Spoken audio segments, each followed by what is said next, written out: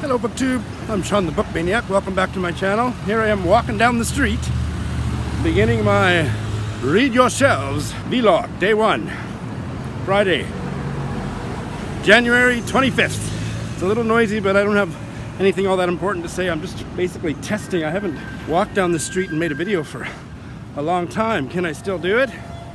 Anyway, I'm going to get my hair cut. Getting your hair cut in Japan is an experience. I go to the cheapest barber shops. Basically, it's about a $12 haircut. And you feed your money into a machine and you get a ticket. And then you sit and wait. And some of the barber shops are very strict that after everybody must sit in the order in which they buy their ticket. And if you don't, and if you don't get up and move every time somebody goes to get their haircut, move down one chair, you may not get served in the correct order. That's never happened to me, but it did take me quite a while to get used to the whole buying the ticket thing. I remember the first time I sat there for 20 minutes before I realized why nobody was helping me. I hadn't bought a ticket and nobody bothered to explain the system to me. Anyway, this one is close to my house and is kind of a cute barber there. And it's one of my few chances to speak Japanese with somebody who doesn't speak any English. And so he's not hard on the eyes, and I have to speak Japanese with him.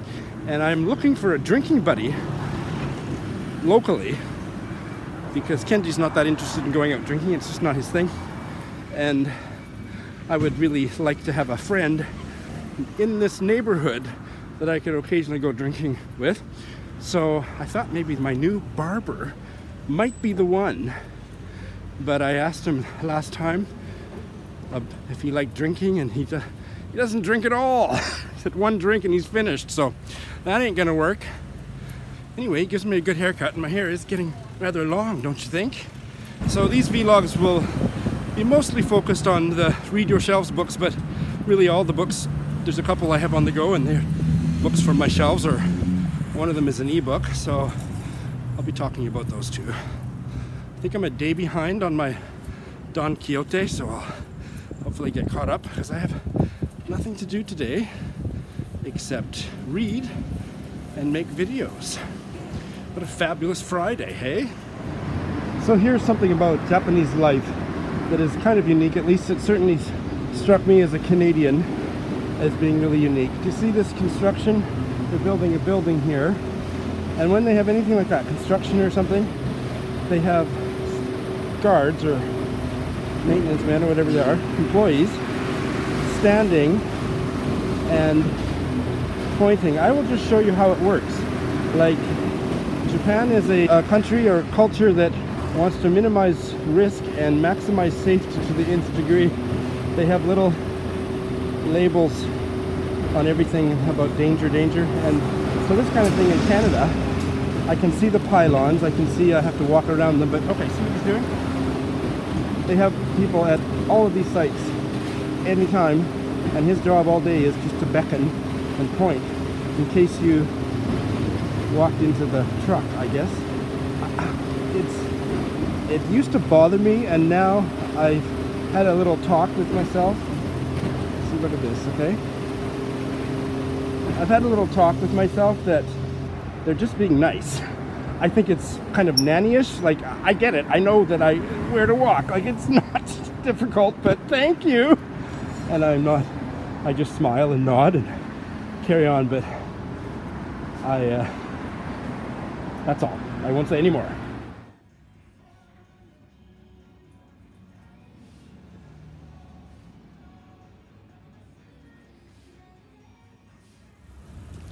Well, did I get my ears lowered, or did I get my ears lowered? Anyway, I'm wondering what cafes around here are open. I often have bad luck because there's only a couple choices in this few blocks, and sometimes they're not open. And this one I don't like. Dotor is a coffee chain, and some of them are really nice, but that one is really old and really smoky. And the chairs aren't very comfortable in the small non-smoking section, so I don't go there. My first choice is Quite a trendy little cafe with delicious food I'm not going to eat.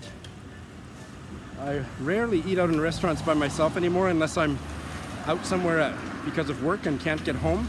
I prefer my own cooking, and it's cheaper and better. More delicious, and that's why I'm fat.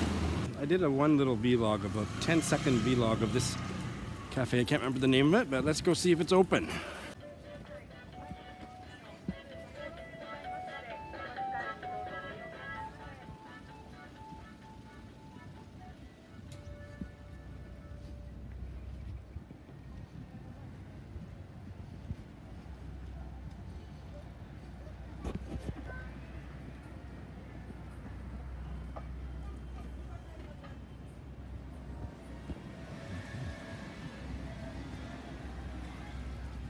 Hello.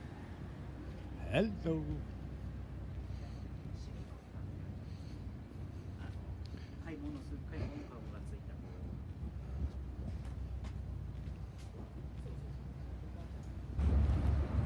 This one. It's open. I think there's a table there. Yes, there's a table.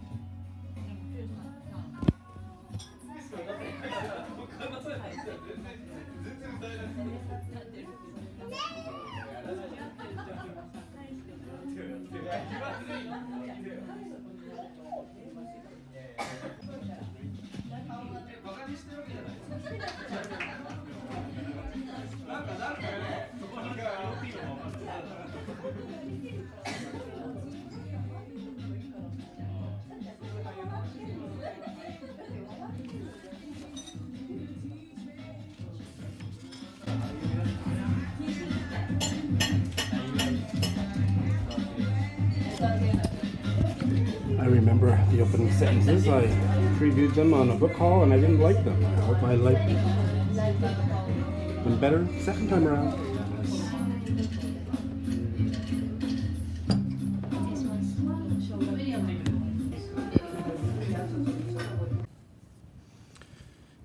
Hey, well, that was a good latte, and let the games begin. Read your shelves or bail on your shelves. This was a bail by page 6. Not a Sean book, not at all. Hated the writing. I mean, there was a couple sentences I liked, but otherwise, really, the writing just made me sick, and the woman was awful. No! I had fun composing a bail review on Goodreads that imitated the opening lines of the novel, so there was that. And much more successful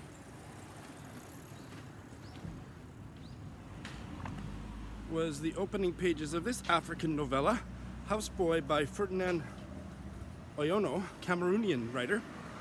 I'm going to put it down now because it's too awkward to hold it up. But oh my god, I've only read 3 pages and I'm just completely absorbed in it. Fascinating story that's already started. So there's this Cameroonian guy.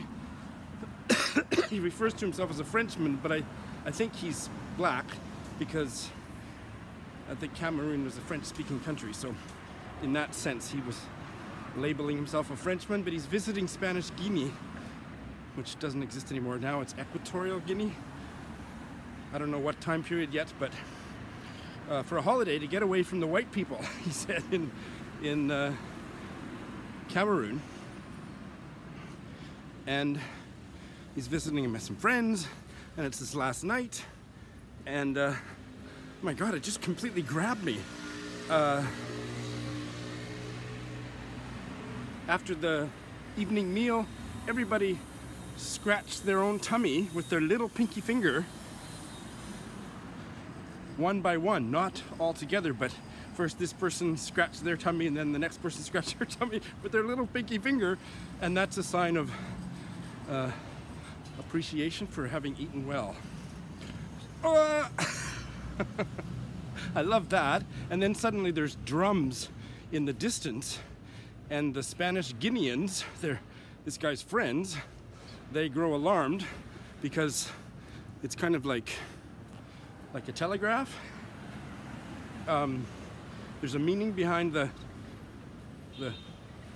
drums, and so which our protagonist doesn't know because he doesn't know that drum language in this other country, but it means that some Frenchman on the island is dying. And again, I don't know yet whether that means a white Frenchman or a black Cameroonian. I don't know, but once they interpret these drum signals to the protagonist, he and the other man, they go out into the night with spears to, I don't know, I'm not sure what, to go find the man or try to help the man. And as they're going through the night, I'm serious, this is a short little book, 122 pages, maybe, and I read the first few pages and all of this happened. And because I have the best parts coming, and through the night an owl swoops down, and the Spanish Guinean guy starts laughing, and he said, "That's our dog." You know, what? What? He said, yeah, he tells his friend, the Cameroonian guy, he says, yeah, our dog Pedro died the other day. He was dying, and we sent for a priest to convert him. But he said, fuck off. And I read that sentence, I thought, the priest said fuck off? He doesn't convert animals or what? But no, the dog Pedro said fuck off. And so he died a heathen, and then he changed into an owl. And so that's what I've read in 3 pages. I am completely, utterly fascinated by this little novella. I have no idea what it's gonna be, but it is not boring. All right, I'm on my way home. I think I'm gonna edit my Friday reads, and yes, I bailed on Crudo. Not a surprise. And so now I have to find a replacement for that part of the bingo card, which was a cover by. And it has to be short, or else, you know, it's just not going to work if I pick a long book. Okay, I just did some grocery shopping. I didn't need to take you there, but it just occurred to me that I didn't stay as long as at that lovely cafe as I could have, because when I got there, I realized I left my damn headphones at home, and I can't read with vocal music playing. So I play classical instrumental music, jazz or usually classical, in my headphones. But even if it was classical music in a cafe, I can't concentrate enough with all the cafe noise. So that's been a big change since I became a real hardcore reader in the last couple of years. I used to be able to read with talk radio on, you know, any kind of music or the TV on, and I can't. I concentrate a lot more. Or maybe I need a lot more of my brain power to concentrate, but that was a thing, so I didn't stay there very long. Long enough to bail on one. And I'm gonna take you home. I just went to the biggest supermarket that's near our place, and I didn't like walking home from there because the streets, like this street, is pretty ugly, and there's just not an interesting way to walk.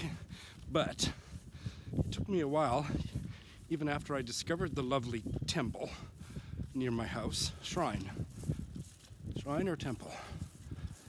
God, I still get confused. If it's Buddha, it's a temple. If it's not Buddha, if it's Shinto, it's a shrine, and I can't remember the sculptures that are there. We'll have a look right now and we'll figure it out.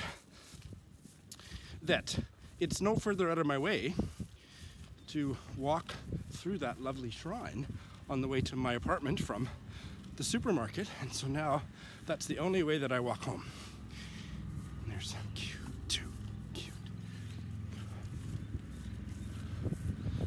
Two cute guys. Anyway, so I'm gonna take you there, and then I'll be home.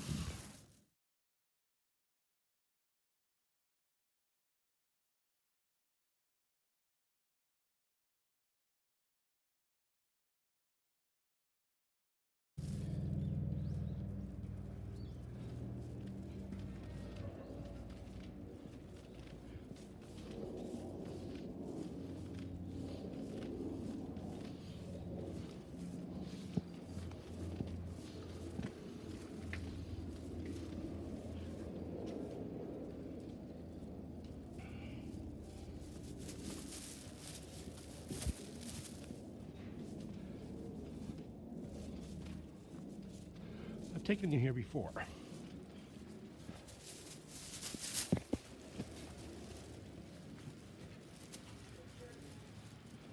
I've done some videos on a bench here before, but this is the best way to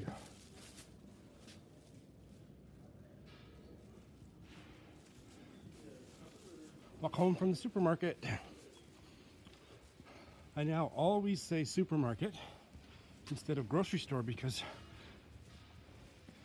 the Japanese have no idea what I'm saying when I say grocery store, but they understand supermarket, and they use, that's the bench, I've made videos there. I think this is a shrine.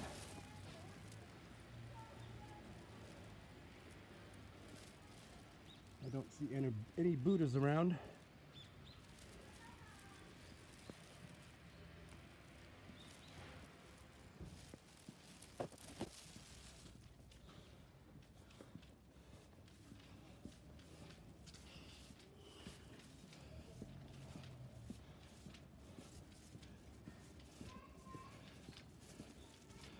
All right, see you at home.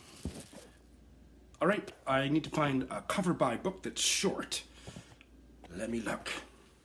All right, well, I have had a great reading day. I don't want to go on too long, so let me just sum up the books that I've dipped into today. So I already raved about this. I haven't been able to get back to it, but wow, it just mesmerized me from the first paragraph. I talked about this one on Friday Reads. I started it in the past 7 days, read the first 5 pages of the third story, and it sucked me into Madeline Tien. She's a sorceress. I read 10 pages of this early Murakami novel, South of the Border, West of the Sun, first published in English in 1998, I believe. This is a book that I brought with me from Canada to Japan, and so this fulfills the long time on your TBR or long time on your shelf challenge for the bingo card, and I enjoyed the first few pages. So the story opens in 1951, and this young man has a friend who's a slightly disabled young Japanese classmate who has a bit of a limp from polio, and just kind of setting up that relationship and that story. And early Murakami usually works for me. I think I'm gonna like it. I hope so. I really think I should read you my review. Let me read you the first couple lines. This is the one I bailed on after 6 pages. Crudo by Olivia Lang. I will try her nonfiction. What is it about? Walking in cities? The Lonely City. I will give that a try someday, but I didn't think she was much of a fiction writer. She's channeling. It's an auto fiction, and she's channeling Kathy Acker, who died like 20 years before this story was set. This story was set in 2017. So here's the opening sentence. At the risk of repeating myself, it's awful. Kathy, by which I mean I, was getting married. Kathy, by which I mean I, had just got off a plane from New York. It was 7:45 p.m. on the 13th of May 2017. Blah, blah, blah. So keep that in your mind. Here's my bail review on Goodreads. Willa Cather, by which I mean I, was getting revolted. Willa, by which I mean I, had just ordered a cafe latte. You saw the video, right? You saw the vlog. Willa, by which I mean I, had just ordered a cafe latte. She was feeling fancy. She read the first 6 pages of Crudo. Willa bailed. I mean I. So, bye-bye, Crudo. I don't mean to be crudo, but these are not in any particular order. At the end of my Friday Reads, which is just uploading now, I talked about wanting to try to squeeze this into my Read Your Shelves, which will be my sole focus. This is January 25th for the last 5 or 6 days of the month. Onjaki is an Angolan writer. This is his novel published in English this year. It's 400 pages, translated by Stephen Hennigan, and the translation was published in 2018. I heard him interviewed on a CBC radio podcast. I didn't listen to the whole interview because I wanted to read the book, but it inflamed me with desire to read this book sooner rather than later. And I have come to the conclusion that Yes, I could probably do it, but I would kill myself. Like I can't. I did a marathon of reading in November, and it took me all of December to recover. So I'm not going to attempt it unless something miraculous happens with the books I've got on the go. But will be doing it maybe in April, but as soon as possible because it sounds fascinating. I read two short chapters from this book. This is one of my Read Your Shelves books from my TBR video by Maja Haderlap, translated from the German by Tess Lewis, and this is going to be, I think, one of my top reads of 2019. I'm calling it, people, even though I'm only on page 75. This is a powerful book. The protagonist is a young girl in the Slovenian part of Austria.